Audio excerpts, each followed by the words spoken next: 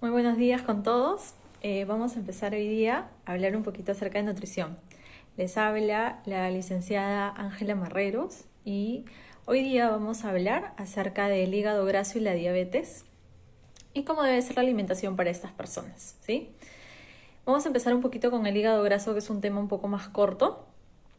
El hígado graso como tal, o estatosis hepática, como se llama formalmente, es una patología que nos sucede a un gran porcentaje de la población a nivel nacional.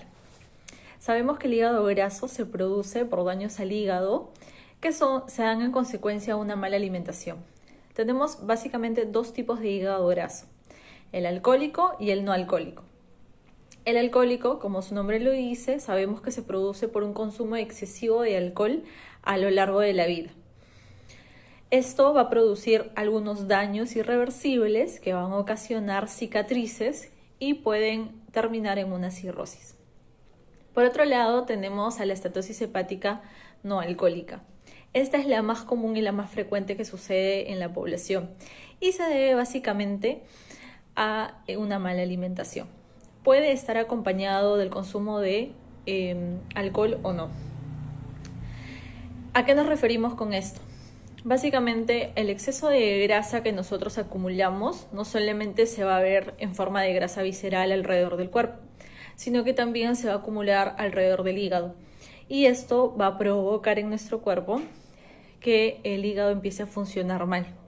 Sabemos que el hígado es un núcleo muy importante en nuestro cuerpo.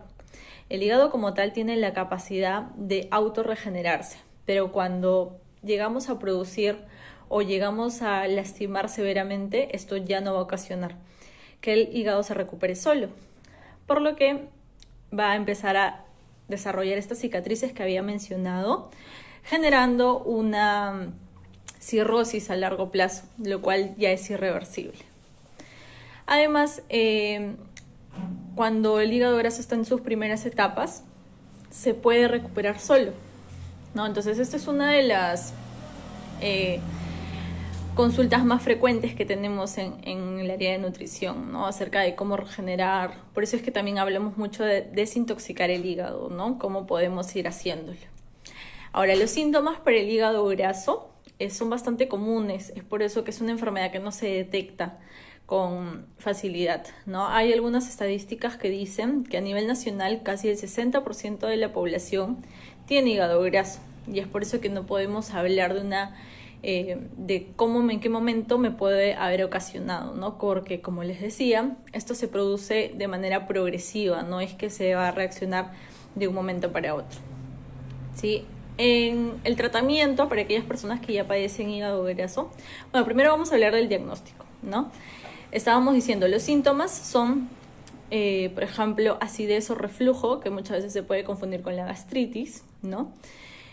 También podemos hablar de ciertos problemas al momento de digerir. Por ejemplo, la digestión se vuelve muy pesada, la digestión se vuelve muy lenta, ¿no? Podemos generar estreñimiento, que también es bastante común en los momentos que ya el hígado graso está presente, ¿sí?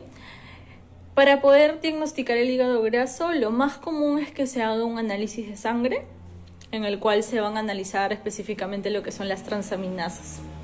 Y con ello podemos diagnosticarlo. Otros, en el caso del área, eso lo hace el área de gastroenterología, ¿no? Y ellos pueden mandar ecografías para poder saber cuál es el diagnóstico real. Además, vamos a ver en la parte del tratamiento, y aquí es un trabajo conjunto, ¿no? Y es aquí donde entramos nosotros en el área de nutrición.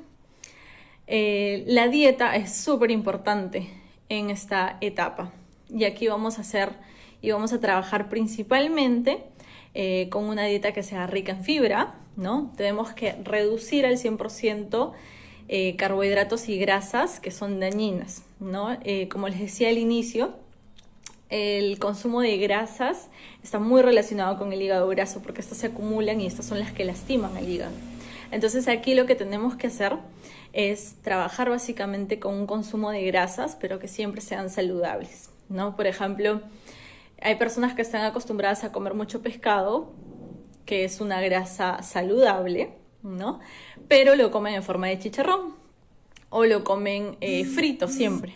Entonces tenemos que cambiar esos hábitos, ¿no? Lo mejor, lo ideal para poder aprovechar el consumo de la carne del pescado y sus grasas saludables es evitar freírlo y comerlo en sopas, por ejemplo, cuando lo consumimos en un chilcano, o también lo podemos consumir en forma de sudado, que es otra preparación muy típica de aquí de Perú, ¿no? Cualquiera de las dos está súper apta porque evitamos el uso de grasa y aún así podemos saborearlo bien. La palta, los frutos secos, son grasas muy saludables que van a evitar esta acumulación de grasa negativa y van a permitir que lo podamos consumir con mucha mayor facilidad y que no nos cause un daño al hígado. Además de esto, aparte de que el alcohol sí al 100% está prohibido si hay hígado graso, porque recordemos que es uno de los enemigos más grandes que tenemos, ¿sí? Para el hígado. Recordemos que también en el hígado se metabolizan los fármacos. Ojo, entonces si yo soy una persona que se automedica o que toma muchas pastillas, ¿no? Porque hoy día, por ejemplo, con la coyuntura que tenemos, podemos saber que las personas están tomando muchos antibióticos, muchos fármacos, entonces hay que tener mucho cuidado con eso. Si tomo 4 o 5 pastillas al día, también hay que cuidarnos bastante para evitar justamente que el hígado se sobrecargue. Y siempre después de un periodo de haber consumido muchos fármacos, tengo que tratar de hacer una dieta adecuada para evitar que el hígado haya quedado con algún daño, ¿sí? Básicamente una dieta saludable que sea muy rica en fibra, que tenga muchas verduras, que tenga carnes pero blancas, evitar las carnes que son grasosas, evitar, por ejemplo, en el caso del chancho, por ejemplo, que es muy discriminado en su consumo, lo podemos consumir, pero evitar que sea frito, ¿no? Lo que pasa es que estamos muy acostumbrados a consumir la carne del chancho en forma de chicharrón y no como carne sancochada, ¿sí? Entonces hay que vigilar todo ese tipo de cosas, ¿sí? Y de todas maneras evitar el alcohol, evitar la fritura, sobre todo las que son tipo broster, porque son las más dañinas y las más peligrosas, ¿sí? Eso es en cuanto al hígado graso. Ahora vamos a pasar a hablar de la diabetes. Yo sé que hay muchos pacientes que son diabéticos y hoy en día sobre todo es mucho más importante cuidarnos y tener una glicemia adecuada, ¿no? Una glucosa que esté dentro de los rangos aceptados para poder evitar que se produzca algún daño, ¿no? Y sabemos que los pacientes hoy en día que tienen diabetes y que no tienen un buen cuidado sobre su salud pueden presentar ciertas complicaciones sobre el COVID. Entonces, en cuanto a la diabetes, sabemos que es cuando presentamos la glucosa o el azúcar muy alta en cualquier momento del día, no necesariamente tiene que ser en ayunas. Usualmente utilizamos el diagnóstico de glucosa en ayunas para poder saber si es que o no tenemos diabetes, ¿sí? Entonces, lo que vamos a hacer aquí es hablar acerca del plato saludable. El plato saludable es básicamente la alimentación básica que todos debemos tener para poder tener una alimentación sana, rica y evitar cualquier tipo de glucosas altas, ¿sí? En este caso, por ejemplo, vamos a ver que los pacientes con glucosas más altas son aquellos que consumen altas cantidades de fibra, ¿sí? Si es que la fibra es lo que más nos ayuda a regular esta azúcar y mantenerla sana. ¿Sí? Nosotros la glucosa siempre tiene que estar por debajo de 100 y eso lo tengo que saber y conocerlo controlando, ya sea mediante análisis o ya sea por medio de un glucómetro que tengo en casa. Entonces, mi plato saludable va a ser siempre, ¿no? Imaginemos el plato normal, la mitad del plato siempre va a ir acompañado de vegetales.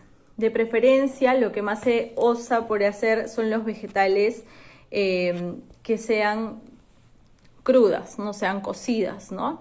Lo que conocemos como verduras crudas está, por ejemplo, la lechuga, está, por ejemplo, el pepino, el tomate, la espinaca, ¿no? Y evitar las verduras que son más, que son cocinadas, ¿sí? Eso también nos ayuda a que la digestión sea mucho más facilitada.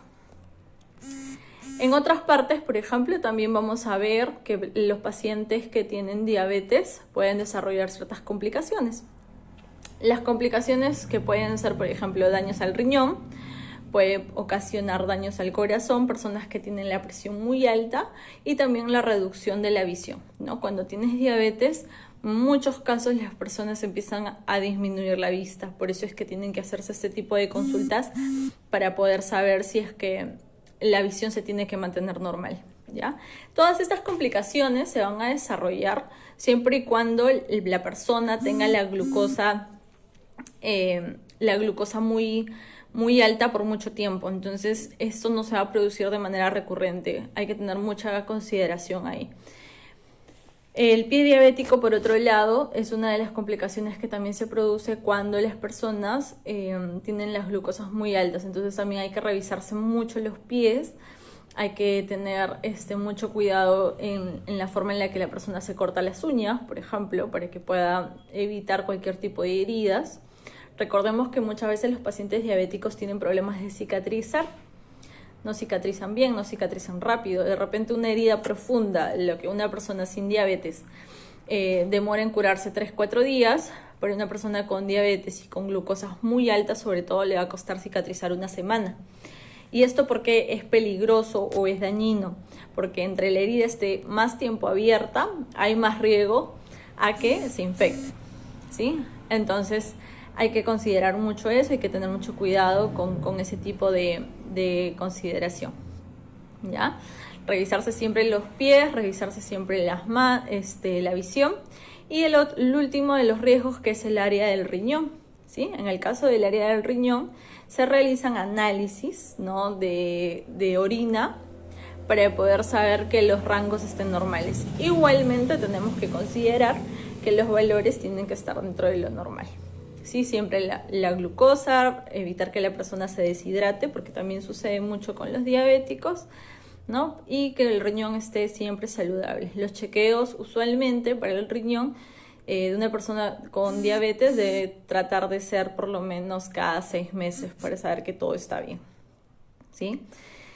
En el caso de la alimentación para un paciente diabético, hablábamos mucho del consumo de fibra.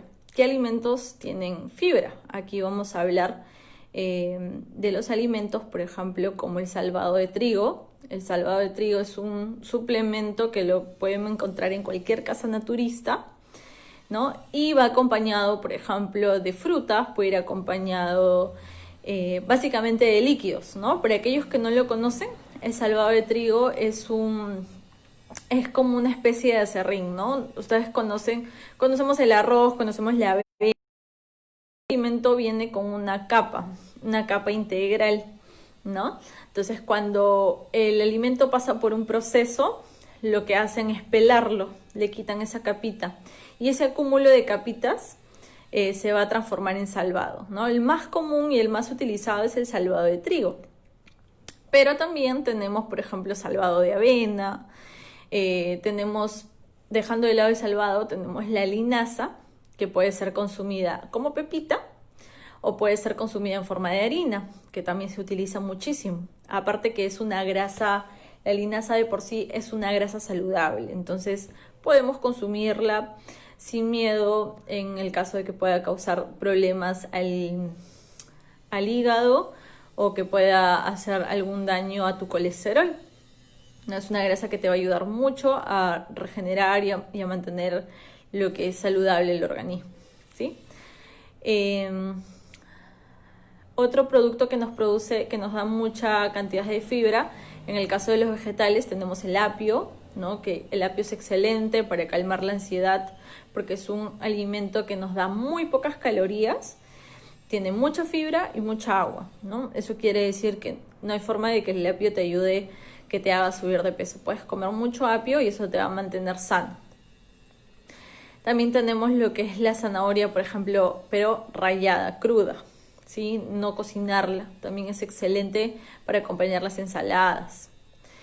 En el caso de la avena también la podemos consumir, pero la avena puede ir consumida cruda, puede ir consumida sin solamente con fruta en lugar de cocinarla, ¿no? Nosotros usualmente, por costumbre, consumimos la avena de forma líquida y eso hace de que justamente no nos cause otra sensación, ¿no? La avena consumida de esa manera no llena tanto, pero si la consumimos cocinada, si la consumimos cruda, nos va a llenar un poco más, ¿no? Y eso ayuda a que la persona tenga menos ansiedad y claro que les ayuda a reducir peso, ¿sí? Bueno, eso es todo en cuanto a la producción, que vamos a hablar acerca de alimentación. Si tienen alguna consulta, no olviden dejarlo en la página para poder responderlos y sacar cita con el servicio de nutrición para que venga. Muchas gracias. Eso sería todo.